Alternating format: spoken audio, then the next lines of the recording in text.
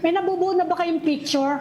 Kasi nag-quad committee tayo, Congressman, because we are tying POGOs and of course other illegal activities like weteng to the drug problem ng nakaraang administrasyon.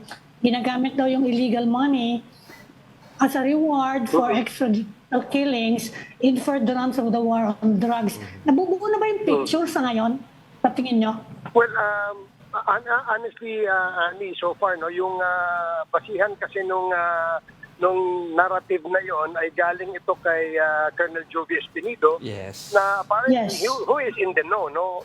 So pinakinggan natin yan at pinabayaan po natin siya magsalita.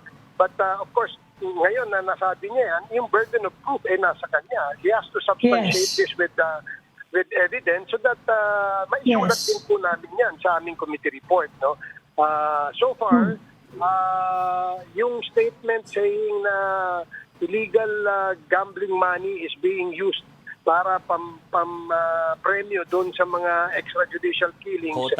So far, nasa kwento pa lang, nasa affidavit pa lang ito ni Colonel Jovi Espinido.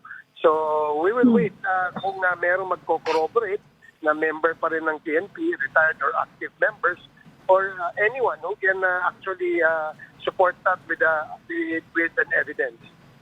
Follow up ko lang ha.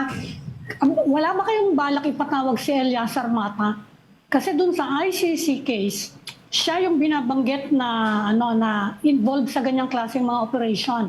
And Eleazar Mata currently heads the Philippine Drug Enforcement, PNP Drug Enforcement Group.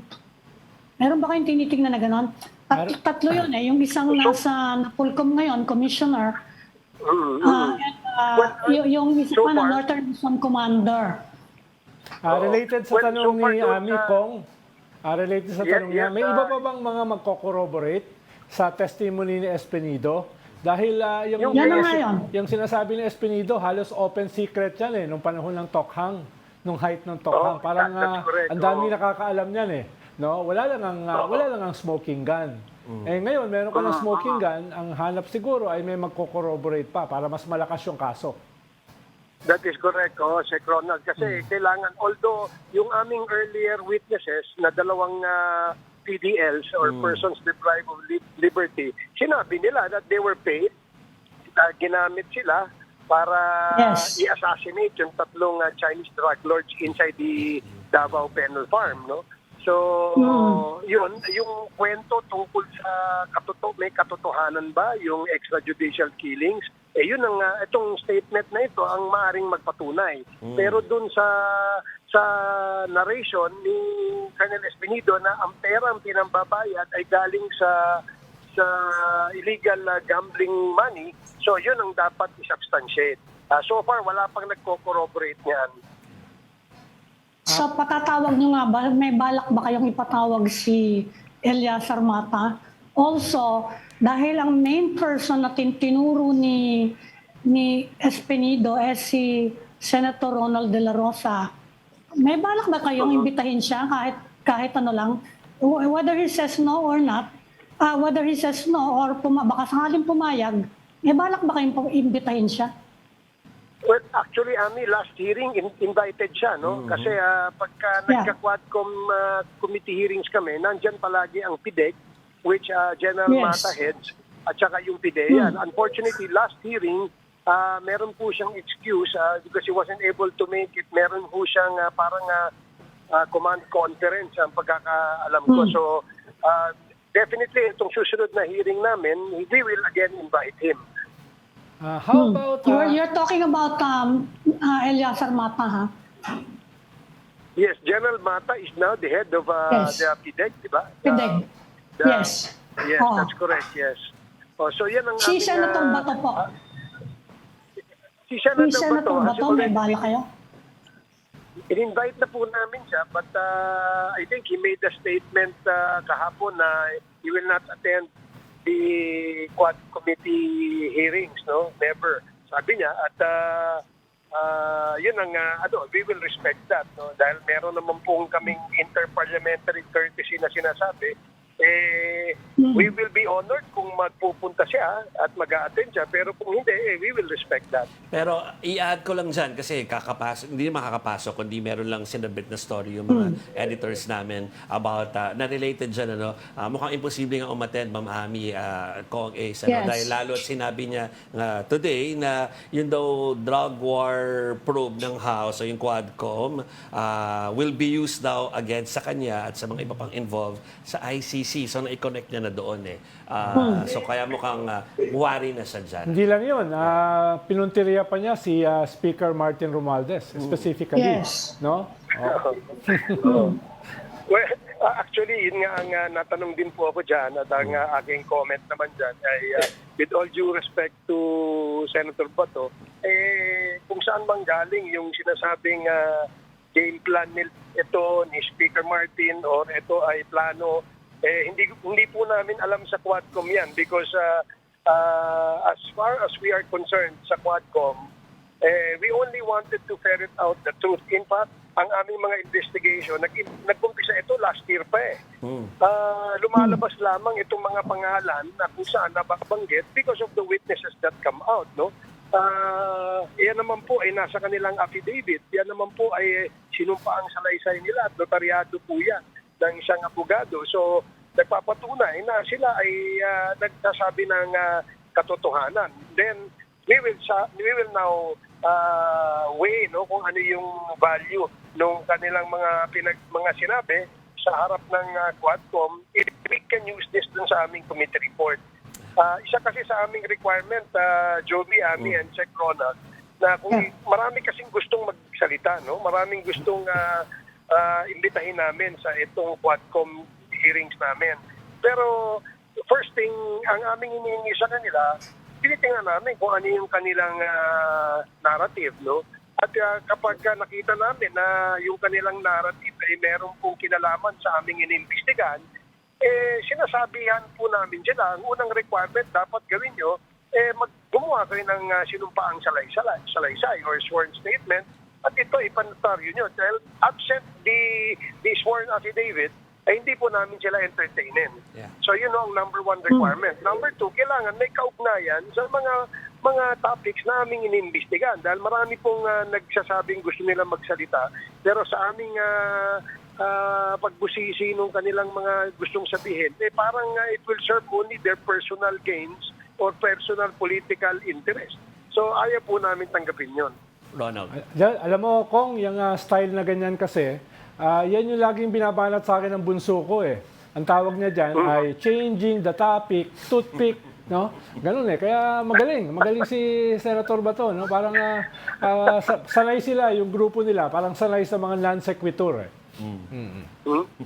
Well, if you remember, yung last committee hearing namin, kaya ito medyo may kabigatan yung sinabi nung mga PDLs, no, na dahil wala naman pong pwedeng mangyari sa loob ng isang jail kung hindi po alam ng isang warden. Lahat po na nangyari dyan, yung transfer of prisoners, pati nga ho yung pagkain at yung sigarilyo na dumadating dyan para sa mga preso, alam din ho ng warden dapat yan, ng mga jail guards. So hindi po pwedeng maging excuse yung sinasabi ng isang warden sa Davao na wala siyang kinalaman. Yes. Tinuturo niya yung kanyang mga tao sa baba, no? Sa aming tingin, hindi po kami naniniwala sa kanyang mga alibay, kaya ho namin siya ikinontempt at siya ho ay kinumit namin muna doon sa Bikutan jail, no? As his penalty for being uncooperative with the committee hearings as well as lying, no, before the committee. So, yun ang kanyang penalty. Under our rules, we can do that. Yan po ang ginawa natin. Congressman, what about Senator Bongo? Give up na rin kayo? Wala nang pag-asang humarap siya sa inyo? Well, meron din pong motion, no, during the last meeting na ipatawag po si Senator Bato. He knows na Bongo. imbitado rin siya. Si Senator Bongo, alam nyo, Yes. imbitado sila. They're members of Congress. They can come and join us anytime. Actually, there's no need nga for investigation. But we still wanted to hear them para magkaroon naman po ng fairness dito sa Quadcom. Ayaw po Yes. naming masira yung credibility nitong Quadcom na to tsaka itong integrity nito dahil unprecedented and historic committee po ito. The first time pa nangyari ito sa history ng Philippine Congress. Kaya ayaw po namin magkaroon ng kulay o ma-taint ito with politics or anything of that sort. Kaya as much as possible, open po kahit sino pong miyembro ng Kongreso, whether congressman or senado, ang gusto magpahayag, we welcome po namin yan. Okay. Ronald. Yeah. How about the elephant in the room, Kong Ace, no? Wala namang issue ng interparliamentary courtesy kung halimbawa ay ipapatawag si ex-President Digong. No? Yes, Meron bang tama. ganung plano? In-invite namin siya 2 times na. Nagpadala na ho kami ng invitation. But apparently, I think I'm not so sure kung nagbigay siya ng pahayag na siya po ay hindi darating.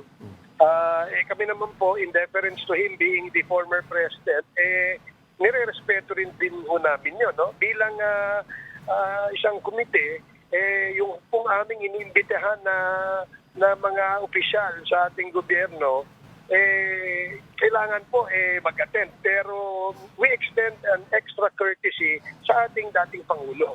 Nasa sa kanya po yan kung siya ay pupunta, kung gusto niya magpahayag ng kanyang kasagutan sa mga akusasyon, we will welcome at bibigyan po namin siya ng pagkakataon.